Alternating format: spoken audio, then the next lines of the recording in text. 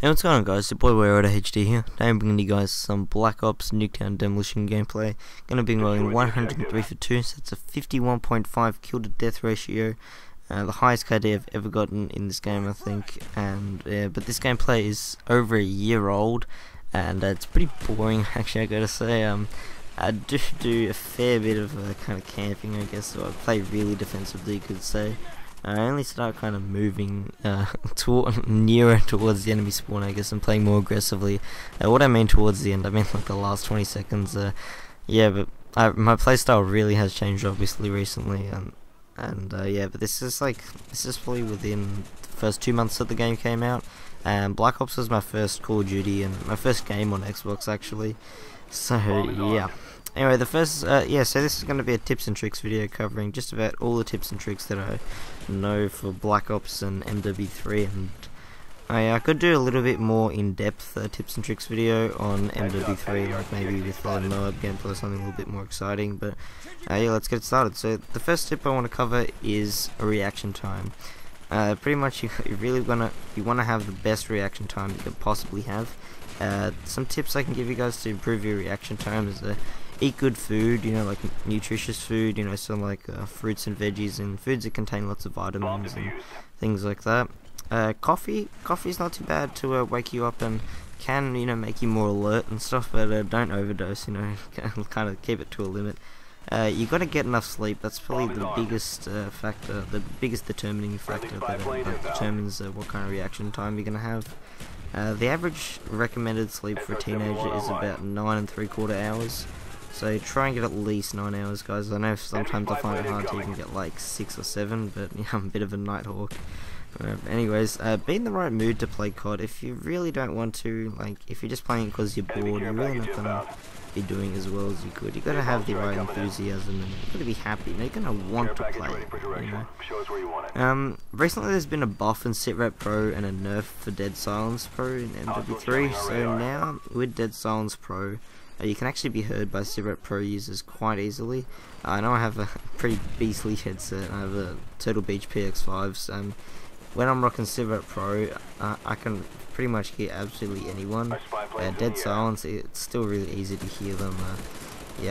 Before, when Dead Silence literally was dead silent, like when no one could hear, it was a bit OP, so I'm kind of glad they nerfed it. But yeah, now I'd say Sitrep Pro is definitely dominant over Dead Silence Pro, unless you're running around like Rambo with a shotgun, jumping out of windows and interchange or something. I really wouldn't recommend using it over Sitrep Pro. And you can actually sound whore pretty easily with Sitrep Pro. The other day I ran out of batteries or something for my headset, and I was just using the sound for my PC actually, because I haven't actually bothered to plug in the cables for the sound on my TV, because I always use the headset. And because when I play, when I'm playing COD, I always record with my HD PVR, and there's an echo in the sound, the sound comes with about a 1 second delay through my computer, and I was actually sound whoring pretty much through my computer with Sitrep Pro. It was really quite strange, pretty phenomenal actually. But yeah, I'd say Sitrep Pro is a really good perk. Just a quick little tip on class loadouts when you guys are running specialists, especially. It's funny how that sounds, but anyway, or if you guys are going for MIBs, or you just going solo. Yeah, so you're gonna want to start off with Scavenger and Hardline and Sitrep or something, and then if you're playing Domination with Hardline on, you just have to capture a flag, and you can unlock Sleight of Hand or Picture or whatever your next favorite perk is, because really having 4 perks at the start really is a big bonus. Stalker, actually, guys, it's probably one of the most underused perks. I actually find it one of the best perks to be using, especially if you're rushing around with SMGs. It's really good, guys. I'd highly recommend it. I've been using it a lot recently.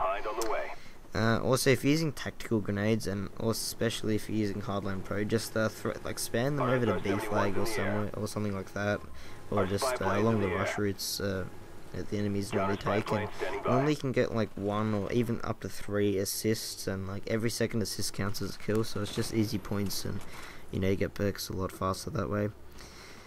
Yeah. Oh, and if you're playing Search, guys, definitely use Sitrep Pro. Pretty much like in Black Ops, if you were to play Search and Destroy without using Ninja, you're just gonna get sound hordes so easily. Okay, next tip, auto aim. Auto aim doesn't exactly work in MW3 like it did in Black Ops. It doesn't really snap, I guess, but it's rather more like sticky aim. Like it kind of like if you aim down sides, kind of far left to a person and just swipe your gun like over and across them, you notice that like it's kind of like it decreases your sensitivity as you're kind of moving over the person. And this isn't only just on the person, it's kind of like a little bit to the left and right, plus minus like 50 centimeters of the guy, I guess. But if you're using a sight that zooms, so like ACOG or thermal or something, it actually like it reduces the range of that auto aim stuff, so like sticky aim. So if you're using a sight like red dot sight or holographic or something like that, you'll get like more sticky aim or more auto aim or whatever you guys want to call it. So I'd recommend using red dot sight over ACOG. That's just another thing that that makes red dot sight a lot better than like a sight that zooms in more. Red dot sight's just better in general in my opinion, but that's just one more thing that makes it just that much better. If you guys are using sleight of hand, especially use a stinger, especially if you're playing on a big map like Interchange or Terminal, or something like that. Use a stinger. It's a really good way to get easy points. And like, let's just say you take out say the enemy gets a UAV and a counter UAV.